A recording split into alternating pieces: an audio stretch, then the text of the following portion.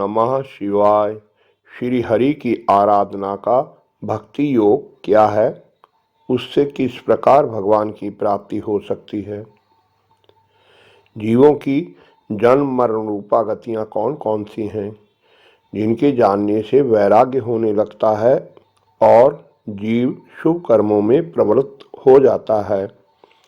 माता देवहूति को भगवान कपिल देव ने इस संबंध में जो ज्ञानोपदेश दिया, उसे आपके कल्याणार्थ श्रीमद् भागवत पुराण से प्रस्तुत कर रहे हैं।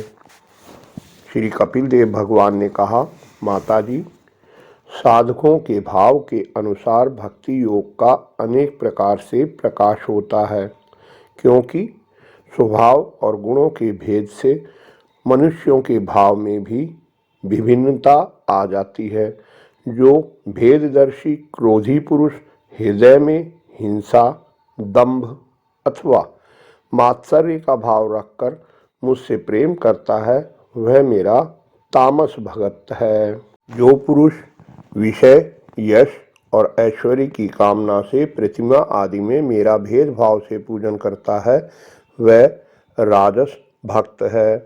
जो व्यक्ति पापों का क्षय करने के लिए, परमात्मा को अर्पण करने के लिए और पूजन करना कर्तव्य है, इस बुद्धि से मेरा भेदभाव से पूजन करता है, वह सात्विक भक्त है। जिस प्रकार गंगा का प्रवाह अखंड रूप से समुद्र की ओर बहता रहता है, उसी प्रकार मेरे गुणों के श्रवण मात्र से मन की गति का तैल धारावत अविच्छिन्न रूप से मुझ सर्वांत अंतर्यामी के प्रति हो जाना तथा मुझ पुरुषोत्तम में निष्काम और अनन्य प्रेम होना, यह निर्गुण भक्ति का लक्षण कहा गया है। ऐसे निष्काम भक्त दिए जाने पर भी मेरी सेवा को छोड़कर सालोक्य, शास्त्री, सामीप्य, सारूप्य और सायुज्य मोक्ष तक नहीं लेते। भगवत सेवा के लिए मुक्ति का तिरस्कार करने वाला यह भक्ति योग से परम पुरुषार्थ अथवा साध्य कहा गया है। इसके द्वारा पुरुष तीनों गुणों को लांघकर मेरे भाव को, मेरे प्रेम रूप अप्राकृत स्वरूप को प्राप्त हो जाता है।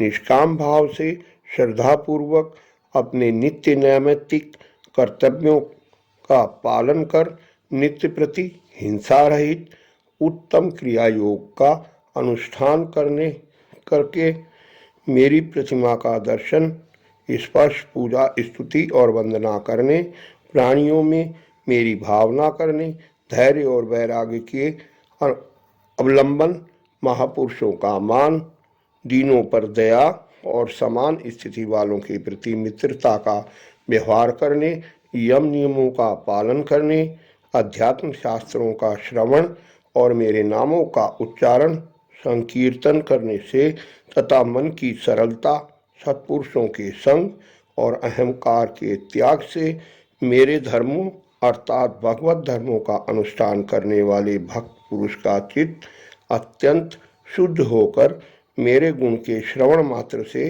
अनायास ही मुझ में लग जाता है। जिस प्रकार वायु के द्वारा उड़कर जाने वाला गंध अपने आश्रय पुष्प से घ्राणेन्द्रिय तक पहुँच जाता है, उसी प्रकार भक्ति योग में तत्पर और राग द्वेष आदि विकारों से शून्यचित परमात्मा को प्राप्त कर लेता है। मैं आत्मा रूप से सदा सभी जीवों में स्थित हूँ, इसलिए जो लोग मुझ सर्वभूत स्थित परमात्मा का अनादर करके केवल प्रतिमा में ही मेरा पूजन करते हैं, उनकी वह पूजा स्वांग मात्र है। मैं सबका आत्मा परमेश्वर सभी भूतों में स्थित हूँ। ऐसी दशा में जो मोहवश मेरी अपेक्षा करके केवल प्रतिमा के पूजन में लगा रहता है, वह तो मानो भस्म में ही हवन करता है। जो भेददर्शी और अभिमानी पुरुष दूसरे जीवों से बैर बांधता है और इस प्रकार उनके शरीर में विद्यमान मुझ आत्मा से ही द्वेष करता है, उसके मन को कभी शांति नहीं मिल सकती। माताजी, जो दूसरे जीवों का अपमान करता है वह बहुत सी घटिया बढ़िया सामग्रियों से अनेक प्रकार के विधि विधान के साथ मेरी मूर्ति का पूजन करे तो भी मैं उससे प्रसन्न नहीं हो सकता। मनुष्य अपने धर्म का अनुष्ठान करता हुआ तब तक मुझ ईश्वर की प्रतिमा आदि में पूजन करता रहे जब तक उसे अपने हृदय में एवं संपूर्ण प्राणियों में स्थित परमात्मा का अनुभव ना हो जाए। जो व्यक्ति आत्मा और परमात्मा के बीच थोड़ा सा भी अंतर करता है उस भेददर्शी को मैं मृत्यु रूप से महान भय उपस्थित करता हूँ। अतः संपूर्ण प्राणियों के भीतर घर बनाकर उन प्राणियों के ही रूप में स्थित मुझ परमात्मा का यथायोग्य दान मान मित्रता के व्यवहार तथा समदृष्टि के द्वारा पूजन करना चाहिए। माताजी, पाषाण आदि अचेतनों की अपेक्षा वृक्ष आदि जीव श्रेष्ठ हैं। उनसे सांस लेने वाले प्राणी श्रेष्ठ हैं। उनमें भी मन वाले प्राणी उत्तम और इंद्रिय की वृत्तियों से युक्त प्राणी श्रेष्ठ है।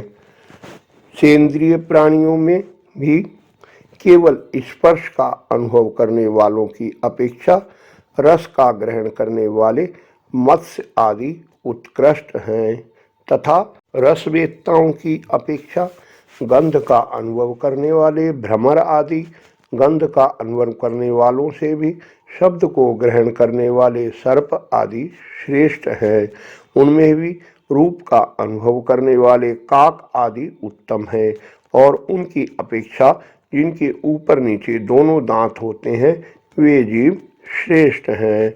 उनमें भी बिना पैर वालों से बहुत से चरण वाले श्रेष्ठ हैं तथा बहुत चरण वालों से चार चरण वाले और चार चरण वालों से भी दो चरण वाले मनुष्य श्रेष्ठ हैं। मनुष्यों में भी चार वर्ण वाले श्रेष्ठ हैं। उनमें भी ब्राह्मण श्रेष्ठ हैं।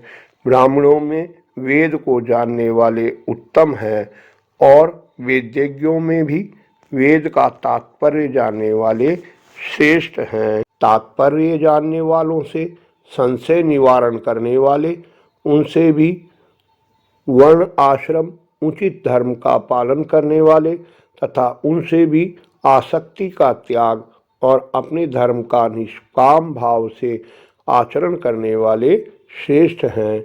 उनकी अपेक्षा भी जो लोग अपने संपूर्ण कर्म उनके फल तथा अपने शरीर को भी मुझे ही अर्पण करके भेदभाव छोड़कर मेरी उपासना करते हैं वे श्रेष्ठ हैं।